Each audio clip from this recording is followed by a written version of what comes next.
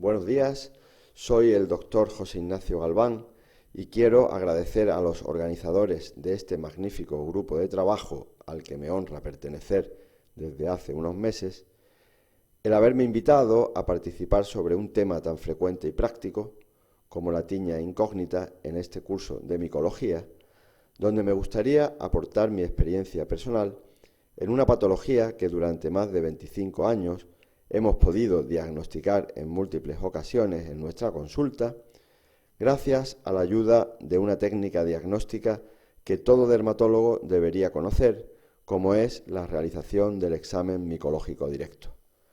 La expresión tiña incógnito se refiere a la pérdida de las características clínicas típicas de cualquier tiña cuando ésta es tratada inicialmente de manera errónea con corticoides tópicos. Y aunque dentro del curso se va a explicar con detalle, no quiero continuar hablando sobre el tema que nos ocupa sin hacer al menos alusión a la técnica más simple y agradecida que pueda soñar el dermatólogo, como es el examen micológico directo, que permite con gran economía de medios confirmar o desechar la primera impresión clínica y a menudo nos obsequia con diagnósticos inesperados, como veremos al diagnosticar una tiña incógnita. Instrumentos básicos para un examen directo donde el microscopio es la única arma diagnóstica un poco más costosa y la manera de realizarlo es fácil, aunque requiere, como todo en medicina, un entrenamiento adecuado. Con estos elementos tan sencillos que mostramos encarecido por un microscopio óptico, solo es cuestión de tiempo y paciencia. Antes de hablar del tema que nos ocupa, me gustaría volver a incidir en la importancia de tener un microscopio. Aquí vemos esta imagen bien circunscrita y característica de una tiña corporis y una placa madre de pitiriasis rosada. Esta imagen es típica para saber que el directo nos puede dar mucha información. ¿Sabríais a priori distinguir cuál de estas placas numulares es una tiña y cuál es la pitiriasis rosada? Imposible, ¿no? Aquí vemos esta imagen bien circunscrita y característica de una tiña corporis.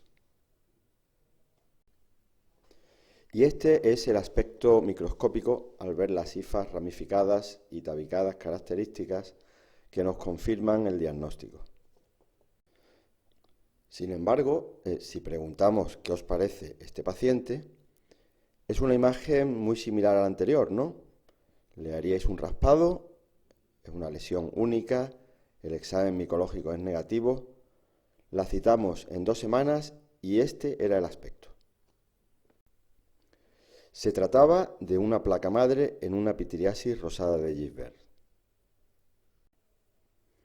Y entrando de lleno en el tema que nos ocupa, la tiña incógnita es una presentación atípica de una dermatofitosis superficial enmascarada por tratamientos con corticoides tópicos generalmente fluorados, cuyo diagnóstico a veces es difícil, pudiendo simularnos diferentes dermatosis y cuyo diagnóstico de certeza viene dado por una única prueba que es, como hemos dicho, el examen micológico directo. El término tiña incógnita fue originalmente descrita en el año 68 por Ibe y Marx, en 14 pacientes con una infección por dermatofitos que tenía una presentación clínica atípica causada por el tratamiento previo con esteroides. Esto ocurrió en la década de los 60, después de la introducción de estos fármacos para el tratamiento tópico de diversas enfermedades dermatológicas.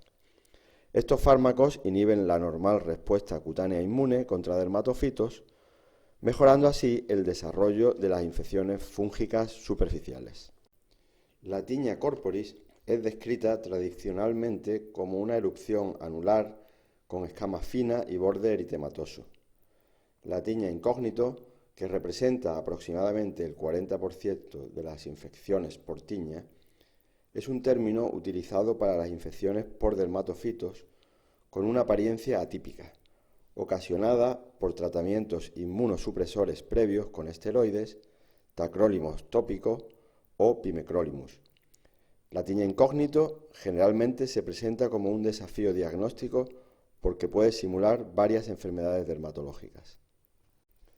El principal diagnóstico diferencial depende de la zona afectada. En la cara, como en este paciente que vino a la consulta este último año, las lesiones pueden parecerse a la neurodermitis, a la dermatitis atópica, la rosácea, la dermatitis seborreica, el lupus eritematoso o a la dermatitis de contacto. De hecho, esta paciente fue discutida en sesión clínica con múltiples colegas y se barajaron prácticamente todos los diagnósticos previos, excepto la tiña, por la dificultad que entrañaba su diagnóstico. Sin embargo, un examen directo fue la clave, no necesitando la biopsia para su diagnóstico. El tratamiento debe iniciarse con la suspensión del uso de esteroides e inicio con medicación antifúngica. El tratamiento de elección lo constituyen alilaminas y azoles por vía sistémica. Estas dermatofitosis suelen requerir tratamiento sistémico con agentes antimicóticos orales como la terbinafina y el itraconazol. La terapia se indica en general por 2 semanas, pero las respuestas clínicas y micológicas determinarán realmente la duración definitiva del tratamiento. Personalmente, suelo utilizar al menos un mes de tratamiento con antifúngicos orales, generalmente terbinafina o itraconazol. Me gustaría compartir con ustedes algunos casos clínicos personales de tiña incógnita que he visto durante todos estos años, algunos de ellos realmente difíciles de diagnosticar. El primer caso se trataba de una paciente de nacionalidad británica, de 62 años, que había sido tratado con dermocorticoides durante más de 30 años, siendo diagnosticado en su país como una dermatitis seborreica. La lesión ocupaba prácticamente la frente en su totalidad, con bordes muy difusos. El examen micológico directo fue positivo, no creciendo ninguna especie en el cultivo. Observamos en el examen directo filamentos septados y ramificados. Se instauró tratamiento con itraconazol oral y sertaconazol tópico durante un mes con desaparición de las lesiones, con gran sorpresa por el propio paciente, después de 30 años aplicándose infinidad de cremas. El segundo caso se trataba de un varón de 22 años, mecánico de profesión, que durante 7 años había sido tratado en su mutua de accidente con corticoides como una dermatitis irritativa de contacto. Aunque por su profesión el uso de disolventes y lavado era muy frecuente en las 2 manos, se aprecia una descamación fina en la mano derecha. Afortunadamente, se nos ocurrió raspar las lesiones de la mano afectada con la sorpresa del diagnóstico de tiña que fue confirmado posteriormente con un cultivo. Al examen directo observamos hifas septadas, ramificadas y artroconidias. En el cultivo en un medio glucosado de saburó observamos colonias blancas, algodonosas y cupuliformes. Para corroborar que se trata de un Trichophytum rubrum, utilizamos otro medio de cultivo más específico, como es el PDA que vamos a ver. Esta es la visión del anverso del cultivo. Para corroborar el diagnóstico, usamos el medio PDA, Potato dextrosa agar, que estimula la formación de pigmento rojo característico por parte del Trichophytum rubrum y lo diferencian del Trichophytum mentagrophytes variedad interdigitale. Y este es el reverso con el característico pigmento rojo del Trichophytum rubrum. Microscópicamente se observan microconidias ovaladas a lo largo de las hifas características del Trichophytum rubrum. Se instauró tratamiento con itraconazol y sertaconazol y vemos en la siguiente diapositiva que las lesiones habían desaparecido al mes y medio de tratamiento. Aunque el paciente tenía animales como cabras y perros, finalmente, y gracias a la realización del cultivo, pudimos corroborar que el origen de su tiña había sido un pie de atleta y no sus animales, pues como todos sabemos, el Trichophytum rubrum es un hongo antropofílico. El tercer caso fue una paciente de 4 años diagnosticada de probable alopecia traumática o tricotilomanía, donde su médico le prescribió durante un año propionato de clobetasol. Aquí observamos esta placa alopécica prácticamente sin descamación y con pelos en su interior cortados a distintas alturas, lo cual clínicamente hizo suponer una tricotilomanía en el contexto de una familia psicológicamente inestable. Se realizó un examen directo con muy poca escama, ya que era prácticamente imposible su obtención, y curiosamente la muestra era muy significativa, como podemos observar en el examen directo del pelo. En el examen directo observamos esporos agrupados densamente en el interior del pelo y que en nuestro medio es típico del Trichophytum violaceum y Trichophytum tonsurans. Aquí lo observamos con mayor detalle. Curiosamente, una muestra prácticamente imperceptible, ya que había muy pocos pelos y escamas, nos dio a través del examen directo una información tan valiosa como esta, que nos hizo el diagnóstico a pesar de que el cultivo fue negativo. En la primera consulta, la niña nos visitó con una tía, pero cuando vino la revisión, sus progenitores nos comentaron de estas lesiones que ellos tenían también. En el caso del padre eran imperceptibles, pero tanto el padre como la madre presentaban exámenes directos también positivos, tratándose también de una tiña incógnita que habían tratado con propionato de clobetasol. Vemos hifas tabicadas, características también diagnósticas. El tratamiento de la niña fue con grisofulvina oral durante 2 meses y medio, con curación clínica y micológica.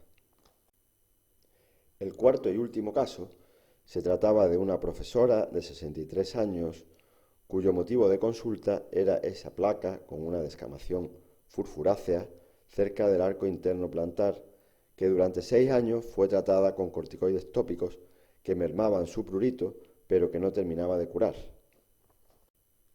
La lesión ocupaba parte del dorso pero con límites poco precisos y algo de descamación en planta. Aquí observamos desdibujada la lesión, muy mal delimitada en la porción dorsal. El examen directo fue nuevamente la clave diagnóstica, como vamos a ver, a pesar de no haber crecido nada en los medios de cultivo. En el directo, a pesar de la dificultad en la toma de muestra por el tratamiento con cremas, nos dio esta bonita imagen con hifas y artrosporos característicos. Se instauró un tratamiento con terbinafina oral y sertaconazol tópico durante 1 mes, con desaparición total de las lesiones al mes de tratamiento. La tiña incógnita ha ido en aumento desde la aparición y desarrollo de los corticoides tópicos y es originada principalmente por el Trichophytum rubrum y Trichophytum mentagrophytis, pudiendo simular diversas dermatosis como ocurrió en nuestros pacientes. Así pues, nuestro primer paciente estuvo sin diagnosticar durante 30 años, siendo maltratado en todo momento con dermocorticoides fluorados como una dermatitis seborreicas.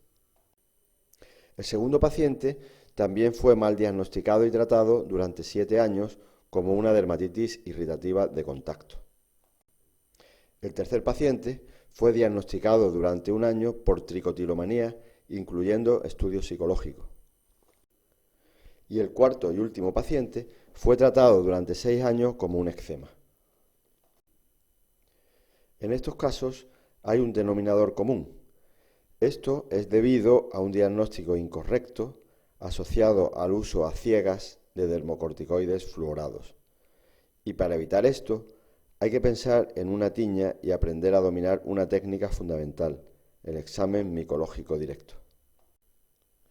Para concluir, los corticoides tópicos modifican la expresión clínica de una dermatosis, llevándonos a confusiones y tardanzas, como en nuestros casos de años sin diagnosticar, debiendo, ante la más mínima duda, raspar la escama y obtener muestras para estudio microscópico.